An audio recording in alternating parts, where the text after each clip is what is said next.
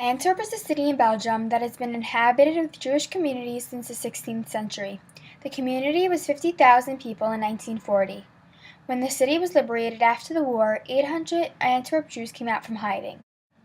This is a photo of a little girl holding two dogs in Antwerp, Belgium in 1938. This is Augusta Feldhorn. She was the daughter of Julius and Margaret Feldhorn. She was born on May 29, 1934 in Vienna, where her father and Uncle Adolf owned a felt hat factory. In October 1938, her father took her out of the German-occupied Austria and traveled illegally to Antwerp. The rest of her family joined them in Antwerp a little while later.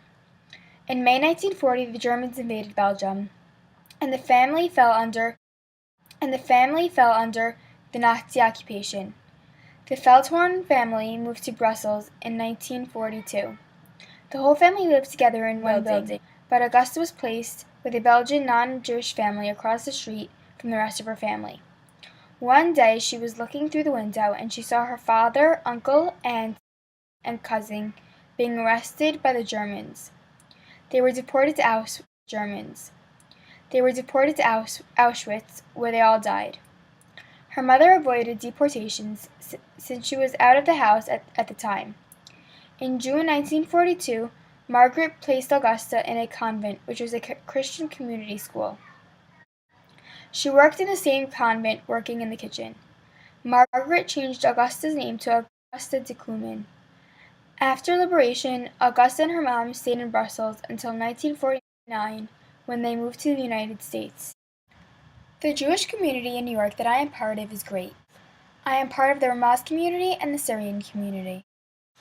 In this photo is me, Sonia Duche, and my brother Jack Duche.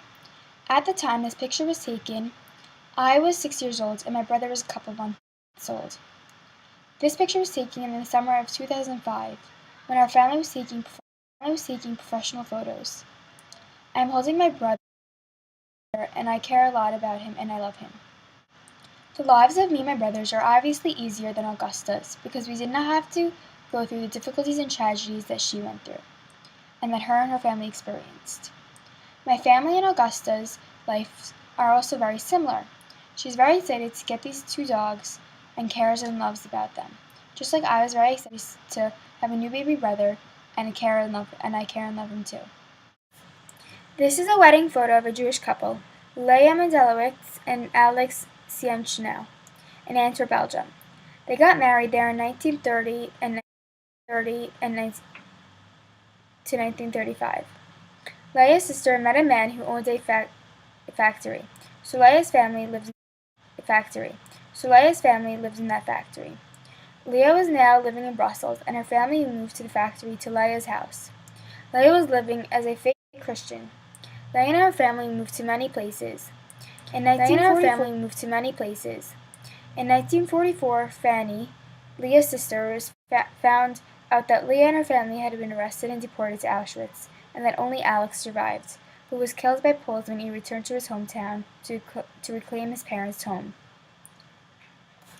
These are my grandparents, Sonia and Jack Duche. They got married in New York in 1963. My grandparents are very smart, loving, caring, humble, and are always there for us. The Syrian community that they and I are part of is very big, but everybody's caring for one another and everybody's like a big family.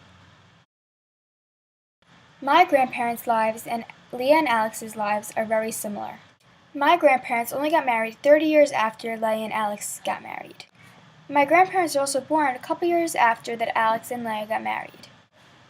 Their lives are probably very similar, except for the fact that my grandparents didn't have to experience the horrible things that couple had to experience in Antwerp. These are two little girls who are sisters, heading out for their first day of school in Antwerp, Belgium, where their family had fled shortly after the Nazi seizure of power. On the left is Shlomit Posner, and on the right is Gita Posner. Their father served as the town's rabbi. They also owned a store in Kiel. Their father buried a man killed by the Nazis. Their congregation urged him to move since they were in danger. but he felt that he could not leave his congregation. After being persuaded to move, they moved to Antwerp.